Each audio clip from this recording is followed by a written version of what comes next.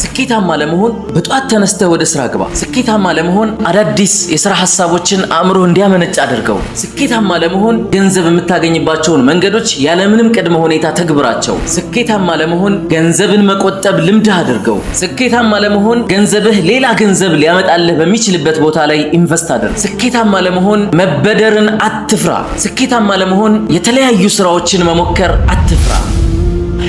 እንደዚህ አይነት ሐሳቦች አልተደጋገሙባችሁም? እንደዚህ አይነት ምክሮችስ አልበዙባችሁም? በየዕለቱ በድህረ ገጾች ስንገባ ስኬታማ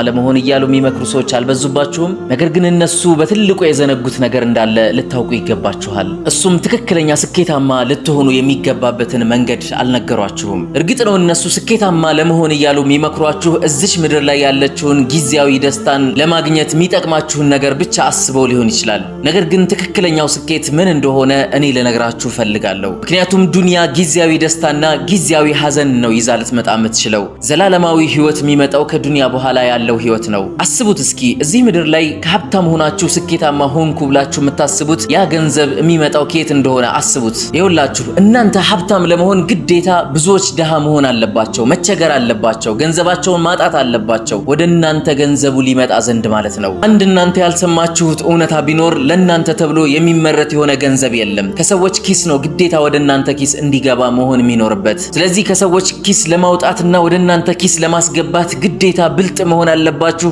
እንዲህ መሆን አለባችሁ ተብላችሁ ልትመከሩ እንደማይገባ ነው ዛሬ ልነግራችሁ መፈልገው። የእናንተ አካውንት ቁጥር መጨመር የሌሎች አካውንት ቁጥር መቀነስን ግዴታ ሊያደርገው ይገባል። ስለዚህ እዚህ ምድር ላይ ትላልቅ የሆኑ ሀብታሞች ሀብታም የሆኑት የተለያዩ ሰዎች ድሃ በመሆናቸው የተነሳ መሆኑን ልናውቅ ይገባናል። ስለዚህ ትክክለኛ የሆነ ስኬት እኮ መቋረጫ የሌለው ስኬት ነው። መቋረጫ የሌለው ስኬት ማለት ደግሞ አኺራ ላይ የምናገኘው ስኬት ነው። ያ ስኬት ጀነት ነው። ጀነትን ለማግኘት እዚች ምድር ላይ የምንሰራቸው ስራዎችና የምንከፍላቸው መስዋዕትነቶች ያስፈልጉናል። አላህ Subhanahu Wa Ta'ala ስለዚች ምድርና ስለ አኺራ ሲነግረን እንዲህ ይለናል። ወማ هذه الحياة الدنيا ይቺ የዱንያ ህይወት እኮ አይደለችም ኢላ ለህውን ወለዒብ ጨዋታ ዛዛታ ዝም ብላ ጋጋታ የሆነች ብትሆን እንጂ ቁም ነገር አይደለችም። ወኢነ الدار الآخرة የመጨረሻው ዓለም ግን ለሂየል ሐይዋን ዘላቂ የሆነ ህይወት የሚኖርባት እኮ ያቺ ዓለም ናት። ለው ካኑ ያዕለሙን ቢያውቁ ኑሮ እያለ አላህ ይመክረናል። አንተ ምናልባት መጀመሪያ አካባቢ የነገርኩህን ጥቆማ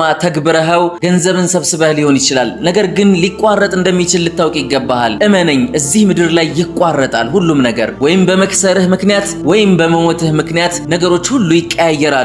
እኔ ገንዘብ ያልከው ሙሉ ለሙሉ ለውርስ ይሰጣል፣ ወይም ደግሞ እዚች ምድር ላይ የተመለከትክ ጠላቶች ይወስዱታል። ታዲያ ገንዘብ ካገኘህ ልታደርግ የሚገባህ ነገር በፍጥነት አላህ Subhanahu Wa Ta'ala ለሚወደው ነገር በማዋል የአኺራውን ስኬትህን ማሳካት ነው የሚኖርብህ። ሶስት ነገሮችን በአንድ ላይ አላህ Subhanahu Wa Ta'ala ይጠቅስልናል። እንዲህ ይለናል፣ ኩሉ ነፍሲን ዛኢቀቱል መውት፣ ነፍስ በጠቅላላኮ ሞትን ቀማሽ ናት። ወኢነማ ትወፈውነ ኡጁረኩም የውመል ቂያማ፣ ሁላችሁም እኮ ምንዳችሁን የምትከፈሉት የምታገኙት የውመል ቂያማ ላይ ነው። ፈመን ዙሕዚሐ ዐኒን ናሪ ወኡድኺለል ጀና፣ ከእሳት እኮ የተወጣና ወደ ጀነት የተገባ ሰው እኮ ፈቀድ ፋዝ፣ በእርግጥም ተሳካለት ስኬትን አገኘ ይባላል። ወመል ሐያቱ ዱንያ ኢላ መታዑል ጉሩር፣ የዱንያ ህይወት እኮ አይደለችም የማታለል ህይወት ብትሆን እንጂ በማለት አላህ ይናገራል። ዱንያ ማለት እንደ ክረምት ናት። ክረምት ሲመጣ ሁሉም ነገር ያብባል፣ ያለመልማል። ከዛ በጋ ሲመጣ ሁሉም ነገር እንዳልነበር ይሆናል። ልክ እንደዛ ነው ዱንያ ማለት። ዱንያ ላይ የምንቆይባት ጊዜ በጣም አጭር ጊዜ ናት። የውመል ቂያማ ላይ ግን ሞት የሚባል የማይኖርበት የሆነ ጊዜ ይመጣል። ስለዚህ እዚህ ዓለም ላይ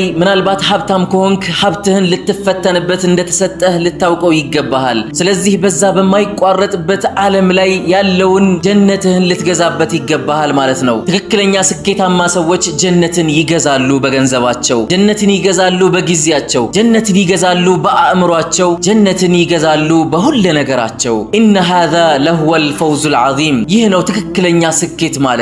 ሊሚስሊ ሃዛ፣ ለዚህ አምሳያ ደግሞ ፈልያዕመሊል ዓሚሉን፣ ሰሪዎች ሊተገብሩት ይገባል። የአላህ ንግግር ነው። ትክክለኛ ስኬት ጀነት ነው። የዛሬው መልእክቴ ነው። ወሰላሙ ዐለይኩም ወረሕመቱላሂ ወበረካቱሁ።